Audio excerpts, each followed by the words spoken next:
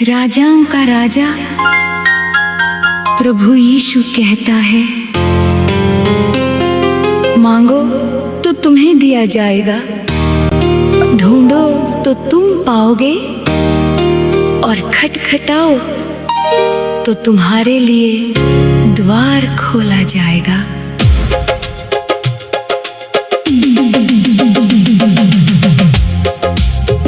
इस सुंदर और धन्य गुरुवार की बेला में आइए अपने मन को प्रभु की ओर लगाएं, विश्वास के साथ उसके पास आएं, क्योंकि वो आज भी प्रार्थनाएं सुनता है, टूटे हुए हृदयों को संभालता है और अपने प्रेम से जीवन को नया बना देता है। आइए इस पवित्र सुबह पूरे मन से प्रभु यीशु की आराधना करें, उसकी स्तुति करें और धन्यवाद के साथ उसके पवित्र नाम की महिमा करें। मांगो तो मिलेगा, ढूंढो तो पाओगे, विश्वास से चलोगे राह नहीं पाओगे। मांगो तो मिलेगा, ढूंढो तो पाओगे, विश्वास से चलोगे राह नहीं पाओगे। खटखटाओ द्वार खुल जाएगा, प्रभु का प्रेम तुम्हें अपनाएगा। खटखटाओ द्वार खुल जाएगा, प्रभु का प्रेम तुम्हें अपनाएगा। तेरी दया का द्वार खुला है, तेरा प्रेम कभी न रुका, जो भी तेरे पास है आया, खाली कोई नहीं लौटा। मांगो तो मिलेगा, ढूंढो तो पाओगे, विश्वास से चलोगे राह नहीं पाओगे।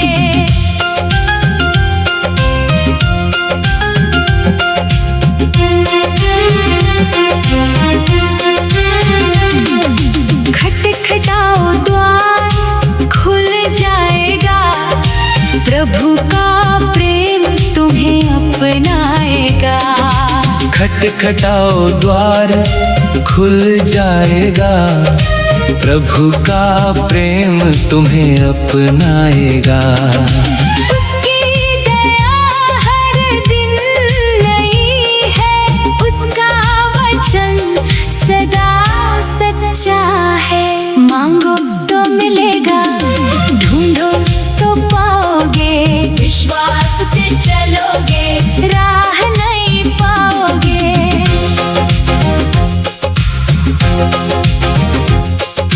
जब कोई राह दिखाई न दे, उसका हाथ पकड़ लेना, जब मन में डर भर जाए, उसका नाम पुकार लेना, उसका नाम पुकार लेना। वो आंसू भी गिनता है, हर प्रार्थना को सुनता है, जो विश्वास से उसके पास आए, वो उसका जीवन बदलता है। मांगो तो मिलेगा, ढूंढो तो पाओगे, विश्वास से चलोगे राह नहीं पाओगे।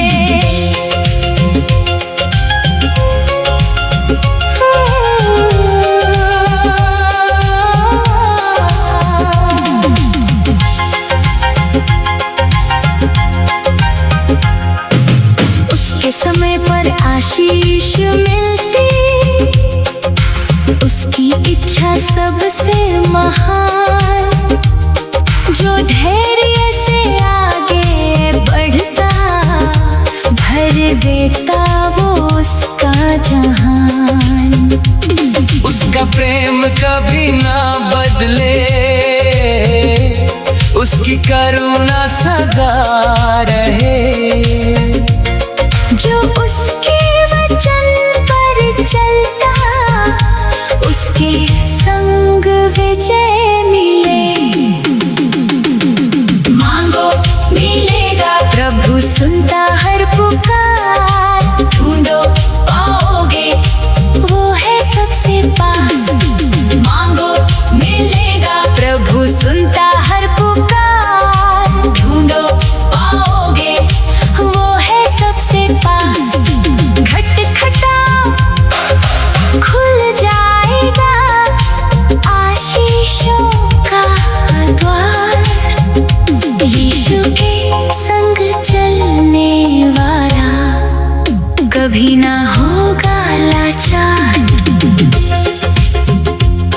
मैं विश्वास से आगे बढ़ूंगा, तेरे वचन को थामे रहूंगा। हर उत्तर तेरे हाथों में है, मैं तुझ पर भरोसा रखूंगा। तेरी प्रतिज्ञा कभी ना बदले, तेरा प्रेम सदा रहेगा। जो तुझको पूरे मन से ढूंढे, वो तुझे अवश्य पाएगा। मांगो तो मिलेगा, ढूंढो तो पाओगे, विश्वास से चलोगे, राह नहीं पाओगे। खटखटाओ, द्वार खुल जाएगा, प्रभु का प्रेम तुम्हें अपनाएगा। तेरी दया का द्वार खुला है, तेरा प्रेम कभी न रुका। जो भी तेरे पास है आया, खाली कोई नहीं लौटा। मांगो तो मिलेगा, ढूंढो तो पाओगे, विश्वास से चलोगे, राह नहीं पाओगे। आज मैं विश्वास लेकर आया, तेरे चरणों में सिर झुकाया। मांगो तो तुम्हें दिया जाएगा, ढूंढो तो तुम पाओगे, और खटखटाओ तो तुम्हारे लिए द्वार खोला जाएगा। इस सुंदर और धन्य गुरुवार की बेला में आइए अपने मन को प्रभु की ओर लगाए, विश्वास के साथ उसके पास आए, क्योंकि वह आज भी प्रार्थनाएं सुनता है। टूटे हुए हृदयों को संभालता है, और अपने प्रेम से जीवन को नया बना देता है। अभी हमने परमेश्वर का सुंदर गीत सुना, और प्रभु को धन्यवाद करती हूँ मैं। आप सभी ने परमेश्वर का सुंदर गीत सुना, अक्टूबर का सॉन्ग। परमेश्वर ने मुझे गाने के लिए मदद किया और सहायता किया, और आप लोगों ने भी अच्छे से सुना है, इसीलिए मैं आप सबको प्रभु का नाम के धन्यवाद देना चाहती हूँ। तो आइए हम अब परमेश्वर का वचन पर जाएंगे। परमेश्वर का वचन हमारे साथ आज बात करने वाला है। तो आइए सब सुनने वाले सारे प्रभु के लोगों को मैं फिर एक बार धन्यवाद देती हूँ और परमेश्वर का वचन बोलना चाहती हूँ। आइए हम बाइबल में जाएंगे, शाम चैप्टर 1 वर्स 6 में। यहाँ में इस तरह से परमेश्वर का वचन हमें बताया गया है कि जो मानस दुष्ट की सलाह के अनुसार चलता नहीं है और पापियों का मार्ग में खड़ा नहीं रहता है और निंदाखोरों के साथ बैठता नहीं है, उसको परमेश्वर क्या कहता है? धन्य है। परमेश्वर जो व्यक्ति दुष्टों की सलाह नहीं लेता है और पापियों के मार्ग में खड़ा नहीं रहता है और निंदाखोरों के साथ बेचता नहीं है। इस वचन में ये पहला कलम में हमें 3 बात सीखने मिलती है।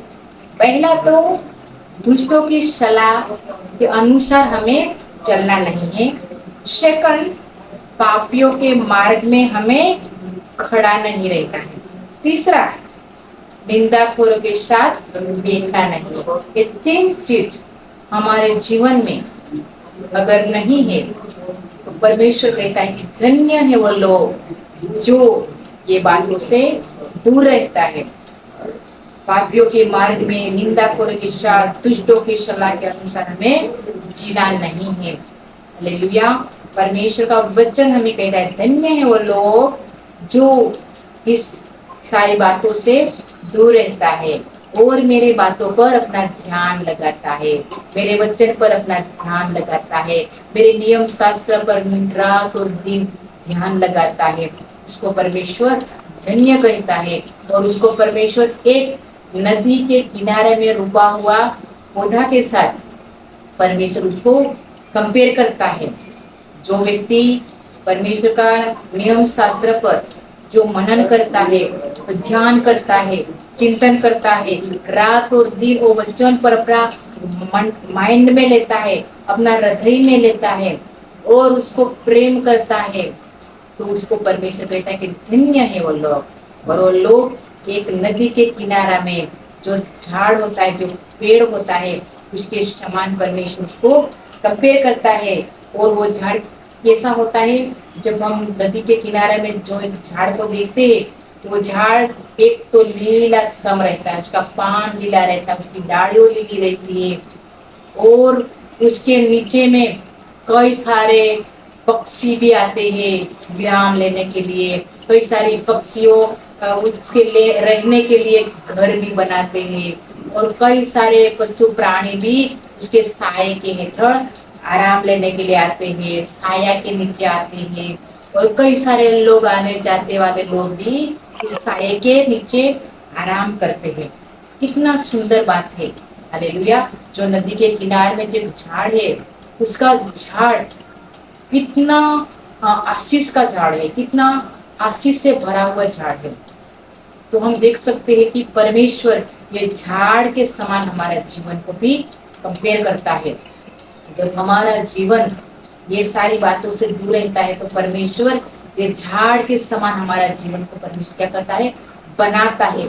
हमारा जीवन अगर ऐसा बन जाता है, एक नदी के किनारे के जो पेड़ है उसके समान जब हमारा जीवन रहता है, हमारा जीवन, हमारा मन सुंदर, हमारा विचार सुंदर, हमारी रहनी कहनी सुंदर, हमारा सोच विचार सुंदर, हमारा जीवन परमेश्वर को पसंद है, हमारा जीवन लोगों को भी पसंद है, हमारा जीवन में कई सारे लोग आशीष पाते हैं, कई सारे लोग हमारी बातों से सुख शांति पाते हैं, कई सारे लोग हमारे जीवन हमारे पास आने से लोगों को शांति मिलती है। कई सारे लोगों के लिए जब हम प्रार्थना करते हैं तो उसके जीवन में चंगाई हो जाती है। कई सारे लोगों के जीवन में जब हम बातें करते हैं तो हमारा बातों में ऐसा सामर्थ निकलता है, तो बातों में से में ही उसका जीवन बदल जाता है। हालेलुया। ये कैसे होता है? ये परमेश्वर के नियम शास्त्र पर रात और दिन मनन करने से होता है। हालेलुया। जब हम परमेश्वर के वचन पर रात और दिन मनन करते हैं, मंथन करते हैं, प्रभु का वचन कर, तो हम एक हमारे जीवन में एक सीरियसली लेते हैं, तब परमेश्वर हमारा जीवन को कई सारे लोगों के लिए आशीष का जीवन भरा देते हैं। हालेलुया। जैसे पेड़ के नीचे कई सारी पक्षियाँ आती है, कई सारे प्राणी आते हैं, कई सारे लोग आते हैं और आराम लेते हैं, उसी तरह से हमारा जीवन भी परमेश्वर इसे बनाना चाहता है। हमारा जीवन के द्वारा भी कई सारे लोग आशीष पाना मांगते हैं। कई सारे लोगों के जीवन में तकलीफें है, बीमारियां है, कमजोरियां है, उन लोगों के लिए हमारा जीवन एक नदी के किनारे में रोपा हुआ झाड़ जैसा बनाना चाहता है। परमेश्वर की इच्छा है कि हमारा जीवन ऐसा बनेगा। हालेलुया। हम देखते हैं दूसरा कलम में भी मैंने ये बात बता दिया है, और तीसरा भी मैंने उसके बारे में बता दिया है। तो मेरे फ्रेंड्स, हमारा जीवन कैसे होना चाहिए, हमारा लाइफ किस तरह से हमें जीना है, इस दुनिया में हम हैं तो क्या हमारा समय ऐसे बर्बाद कर देना, क्या हमें ऐसे फालतू बातें में हमारा टाइम को, हमारा जीवन को बर्बाद कर देना है? क्या हमें हमारा जीवन द्वारा दूसरे जीवन तक आशीष नहीं पहुंचना है?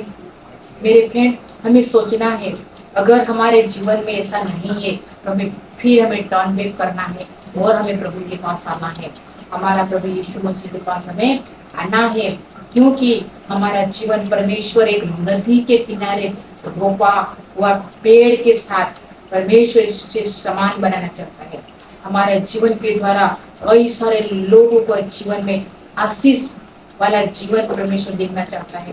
इसीलिए हमें हमारा जीवन को, अगर इस दुनिया के कामों में फंसे ये दुनियादारी लोगों के संगति में हम पड़ गए हैं, हालेलुया, कई सारे लोगों के पीछे हम चल रहे हैं, कई सारे लोगों की सलाह के अनुसार हम जी रहे हैं, तो मेरे फ्रेंड्स, आज मैं आपको परमेश्वर का वचन के साथ आपको कहना चाहती हूँ कि आपको टर्न बैक होना है, आपको परमेश्वर के पास आना है, आपको कई सारे लोगों के लिए आशीष का कारण बनना है। हालेलुया। परमेश्वर ने हमें एक नमक के समान साथ ही हमारा जीवन तो किया क्या है, कंपेयर किया है। हमारा जीवन कैसे होना चाहिए, मीठा होना चाहिए। हमारी मिठास जब हमारे जीवन में है तो दूसरे के जीवन में जब हमारी मिठास जाती है उसका जीवन भी मिठास से भर जाता है। हालेलुया। हमारा जीवन में एक रोशनी, एक उजाला वाला जीवन होना चाहिए। हमारा जीवन में जो उजाला है तो कई सारे लोगों तक ज्ञान पहुंच के उजियाला उजियाला हो जाता है। कई सारे लोगों के जीवन में अंधकार है तो हमारा प्रकाश उसके पास पहुंच जाता है और उसका अंधकार ऑटोमेटिक खस जाता है, यहाँ से दूर हो जाता है। तो मेरे फ्रेंड, आज इस वचन से आपको जो सीखना मिला है और मैंने जो आपको सिखाया है कि परमेश्वर हमें किस तरह के बनाना चाहता है, परमेश्वर की क्या इच्छा है हमारे जीवन में, परमेश्वर ने क्यों हमें इस दुनिया में भेजा है, परमेश्वर की मेन मकसद क्या है, हमारा जीवन द्वारा परमेश्वर क्या करना चाहता है, ये हमें ढूंढना चाहिए। हालेलुया। हमें जरूर ये वचन पढ़ना चाहिए। जरूर आप लोग, सब लोग इस वचन को आप पढ़ेंगे तो सच में आपको परमेश्वर बताएगा रास्ता। अगर आप खो गए हैं, अगर आप इधर उधर भटक गए हैं, अगर आप परमेश्वर की उपस्थिति से दूर हो गए हैं, तो मेरे प्रिय भाई बहन, मैं आपको फिर एक बार आपको याद दिलाना चाहती हूँ कि अगर आप परमेश्वर से दूर हो गए हैं, संगति से दूर हो गए हैं, प्रभु का वचन से दूर हो गए हैं और प्रभु की आराधना स्तुति से दूर हो गए हैं, अगर आप हर रोज जो संडे को नहीं जाते हैं, तो आज मैं फिर एक बार आपको याद दिला देती हूँ कि आप परमेश्वर के पास आ जाओ, आप परमेश्वर को रिटर्न आ जाओ, क्योंकि परमेश्वर आपको प्यार करता है, परमेश्वर आपको अलग बनाना चाहता है, परमेश्वर आपको कई सारे लोगों के लिए आशीष का कारण बनाना चाहते हैं। हमारा जीवन में आशीष से भरा हुआ जीवन परमेश्वर देखना चाहता है। हमारा जीवन में सुख और शांति वाला जीवन परमेश्वर देखना चाहता है। हमारा परिवार में सुख और शांति से भरा हुआ जीवन परमेश्वर देखना चाहता है। हमारे बच्चे के जीवन में कई सारी आशीष परमेश्वर देखना चाहते हैं। कई सारा आत्मिक दानों वरदानों देखना चाहते हैं। कई सारे तालन को हमारा परमेश्वर देखना चाहते हैं। मेरे फ्रेंड, हमें परमेश्वर के वचनों में हमें आना है। परमेश्वर का वचन जब हम देखते हैं, पढ़ते हैं, तो परमेश्वर जरूर हमारे जीवन में कार्य करता है। हम देखते हैं जब बाइबल में, तो जब परमेश्वर यहोशू से कहता है कि जिस तरह से मैं मूसा के साथ था उसी तरह से मैं तेरे साथ भी रहूंगा। तो मेरे फ्रेंड, यहोशू से क्यों ये कहता है परमेश्वर, क्योंकि जिस तरह से परमेश्वर मूसा के संग था, जहाँ जहाँ मूसा जाता था वहाँ वहाँ परमेश्वर उसके साथ रहता था। जब भी इस्राएली लोगों को जो जो चीजों की जरूरत पड़ती थी, तब तब परमेश्वर मूसा की सुनता था और लोगों के लिए परमेश्वर सारा चीजों को दे देता था। और वो परमेश्वर विश्वास से भी कहता है कि अब मेरा जो भगत था, मेरे बात मानने वाला था, मेरे नियम मानने वाला था। तो मेरे फ्रेंड्स, आज इस वचन के द्वारा बस मैं इतना ही आपको कहना चाहती हूँ और नेक्स्ट वीडियो में मैं सारा इस विषय के बारे में, जो मूसा के बारे में, यहोशू के बारे में जो मैं बताने वाली थी, और नेक्स्ट वीडियो में फिर आपके लिए लाऊंगी। तो इस वीडियो को आप पूरा ध्यान से देखना है, स्किप करना नहीं है। अगर आप न्यू है तो वीडियो को सब्सक्राइब, लाइक, शेयर जरूर से कर देना है। परमेश्वर आप लोगों को आशीष करेगा। प्रेज करेगा।